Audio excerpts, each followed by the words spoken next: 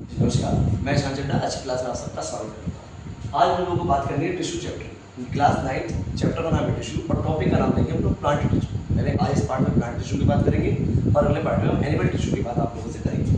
सबसे पहले जानते हैं टिश्यू शब्द किसने दिया था। मैंने कहा ये टिश्यू शब्द दिया है ज़ेवियर वाइटज़ेवर और दिया है 1801। कब दिया है? 1801। ये जो टिश्यू होता है, टिश्यू की स्टडी को क्या कहते हैं? मैंने कहा टिश्यू की स्टडी को हम लोग कहते हैं हिस्टोलॉजी। जैसे सेल की स्टडी को साइटोलॉजी कहते थे, ऐसे टिश्यू की स्टडी को क्या कहते हैं? हिस्टोलॉजी कहते हैं। हिस्टोलॉजी शब्द हमें कार्ल मेयर ने 1819 में दिया। कब दिया है? 1819। आपसे पूछे टिश्यू होता क्या है? मैंने कहा टिश्यू एक बंडल है, ग्रुप है बहुत सारे सिमिलर सेल्स। सिमिलर मतलब क्या है? मैंने कहा एक जैसे सेल का जो ग्रुप होता है उसे क्या कहते हैं? टिश्यू। और मैंने कहा ये जितने भी सेल हैं इनका जो ओरिजिन होगा वो कॉमन होगा, कॉमन ओरिजिन। अब ऐसा नहीं है कि क्रिकेट की टीम में 11 खिलाड़ी थे, उसमें 4 इंसान हो गए, 3 एनिमल रख लिए, 2 बर्ड्स रख ली, तो क्रिकेट की टीम थोड़ी बनी। टीम कब बनेगी? जब सारे एक जैसे लोग होंगे। तो मैंने कहा टिश्यू कब बनेगा? जब सारे के सारे सिमिलर सेल्स होंगे और सबका फंक्शन क्या होगा? मैंने कहा कॉमन ओरिजिन है, यानी कि सबकी उत्पत्ति एक कॉमन जगह से हो और सब लोग मिलकर क्या करें? एक कॉमन फंक्शन। जैसे हम लोग मिलकर एक कॉमन फंक्शन परफॉर्म करते हैं तभी तो वो कार्य अच्छे से होगा। अगर एक टिश्यू के अंदर सेल अलग अलग फंक्शन को परफॉर्म करेंगे तो क्या वो फंक्शन परफॉर्म हो पाएगा? जी नहीं, वो फंक्शन बिल्कुल भी परफॉर्म नहीं हो पाएगा। तो मैंने कहा सेल, आप जानते हैं हमने पिछले चैप्टर में बात करी है, सेल जो कि हमारे लाइफ की सबसे छोटी यूनिट है, हमारे स्मॉलेस्ट स्ट्रक्चरल और फंक्शन यूनिट है। मैंने कहा था स्ट्रक्चर के आधार पर भी सेल सबसे छोटी है, फंक्शन के आधार पर भी सेल सबसे छोटी चीज है। सेल से छोटी चीज एग्जिस्ट ही नहीं करती, सेल से छोटी चीज कभी भी इंडिपेंडेंट लिविंग नहीं कर पाएगी। अब यहाँ हम लोग पढ़ेंगे कि जो सेल होते हैं, बहुत सारे सेल से मिलकर बनता है टिश्यू। बहुत सारे सेल से मिलकर क्या बना? टिश्यू। मैंने आपको बताया कि चैप्टर का नाम टिश्यू है। टिश्यू का मतलब होता है ग्रुप ऑफ सेल्स। सेल से मिलकर बना टिश्यू, टिश्यू से मिलकर बनता है ऑर्गन और ऑर्गन से मिलकर क्या बनता है? Organ system. जैसे हमारी बॉडी में ऑर्गन सिस्टम है और ऑर्गन सिस्टम से मिलने के बाद एक ऑर्गेनिज्म यानी कि हम और आप बन जाते हैं। तो देखा जाए तो हमारी और आपकी जो संरचना हुई है सबसे पहले किससे हुई है? सेल से। सेल सबसे छोटी चीज है। इसी सेल से क्या बना? टिश्यू बना।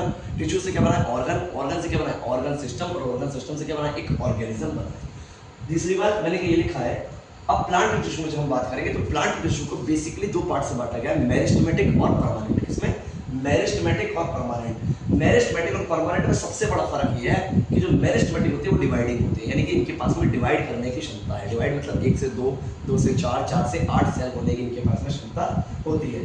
जबकि परमानेंट टिश्यू के पास में डिवाइड करने की क्षमता नहीं होती है, नॉन डिवाइडिंग होती है। क्या होते हैं? Non dividing. मतलब क्या? मैंने कहा परमानेंट टिश्यू वो सेल का गुच्छा होता है, वो सेल का बंडल होता है जिन्होंने अपनी डिवाइड करने की क्षमता को लॉस कर दिया। अब इनके पास में डिवाइड करने की कैपेसिटी नहीं है। लेकिन मेरिस्टेमेटिक वाले वो हैं जो एक्टिवली डिवाइड करते हैं, यानी कि जो 1 से 2, 2 से 4, 4 से 8 लगातार होते चले जाएंगे। मेरे भाई मैंने कहा मेरिस्टेमेटिक और परमानेंट में डिफरेंस याद करने की जो ट्रिक है बहुत सिंपल बता रहे हैं। जो मेरिस्टेमेटिक वाले होते हैं वो वीआईपी नहीं होते, यानी होते वीआईपी नहीं होते, वीआईपी नहीं होते।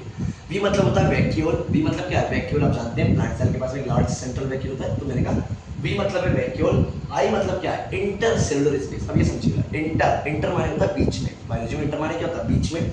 सेलुलर माने दो सेल के बीच में, यानी दो सेल के बीच में। सपोज ये एक सेल है और ये दूसरा सेल है, इस सेल के बीच में जो स्पेस होगा इसे हम कहते हैं इंटरसेलुलर स्पेस। तो दो सेल के बीच में जो स्पेस होता है उसे क्या कहते हैं? Intercellular space. तीसरी चीज है प्लास्टिड, जो हमने पिछले वीडियो में बात भी करी आपसे प्लास्टिड की। मैंने कहा ये तीनों चीजें, ना तो वी, ना आई, ना पी, ये तीनों चीजें ही मेरिस्टेमेटिक टिश्यू में नहीं होती। याद रखिएगा, ना तो वैक्यूल होगा, ना इंटरसेलुलर स्पेस होगा और ना ही प्लास्टिड होगा।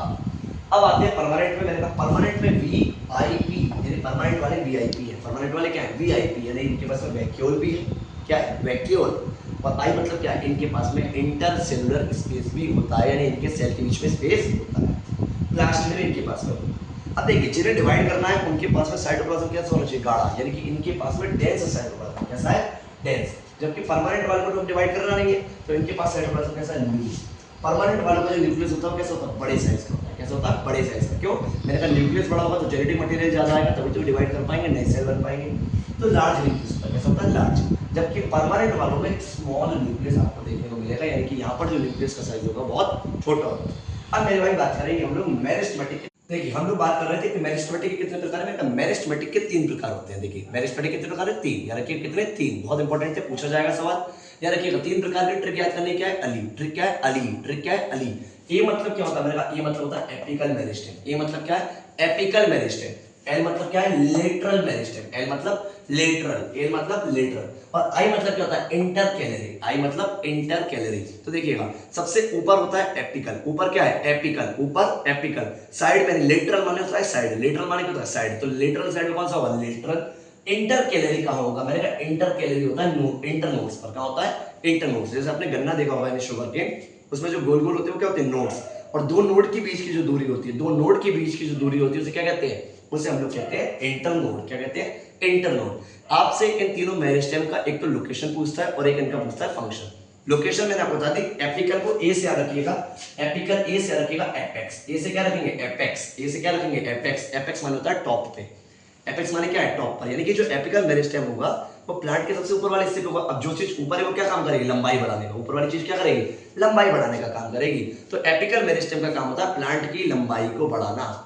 एक सवाल आता है कि what happens if apical meristem is cut down, अगर आपने एपिकल मेरिस्टेम को कट डाउन कर दिया तो क्या होगा। मैंने कहा स्वाभाविक सी बात है, अगर एपिकल मेरिस्टेम नहीं होगी, और आप जानते हैं एपिकल मेरिस्टेम का काम है लंबाई बढ़ाना, अगर एपिकल मेरिस्टेम नहीं है तो प्लांट की लंबाई नहीं बढ़ेगी, लेकिन the length of the plant will not increase in the absence of apical meristem. दूसरा कौन सा है, लेटरल मेरिस्टेम। क्या, लेटरल, लेटरल माने क्या है, साइड, लेटरल माने क्या होता है, साइड। अब मैंने कहा जो टिश्यू साइड में प्रेजेंट है, जो टिश्यू साइड में प्रेजेंट है, तो साइड का काम क्या होगा, चौड़ाई बढ़ाना। साइड का काम क्या है, चौड़ाई बढ़ाना। तो जो लेटरल मेरिस्टेम होता है वो साइड में प्रेजेंट होता है और इसका काम होता है चौड़ाई बढ़ाना, यानी विड्थ ऑफ द प्लांट को बढ़ाएगा। ये होता कहां है, छाल के बार्क कैम्बियम के नीचे होता है। बार्क कैम्बियम के कहां होता है, नीचे, बार्क कैम्बियम के नीचे। आई मतलब क्या है, इंटर कैलरी। आई मतलब क्या है, इंटर कैलरी, जो कि इंटर नोड्स पे होता है। कहां होता है, इंटर नोड्स। मैंने कहा इसका काम क्या होता है, मैंने कहा जो लॉस्ट पार्ट होते हैं प्लांट के, जो पार्ट का लॉस्ट हो जाता है उनको दोबारा से रीजनरेट कराना, दोबारा से रीजनरेट कराना। उम्मीद है आप लोगों को यहाँ तक समझ आया होगा। ओके, अगली बात करेंगे अगली वीडियो में, अगले पार्ट।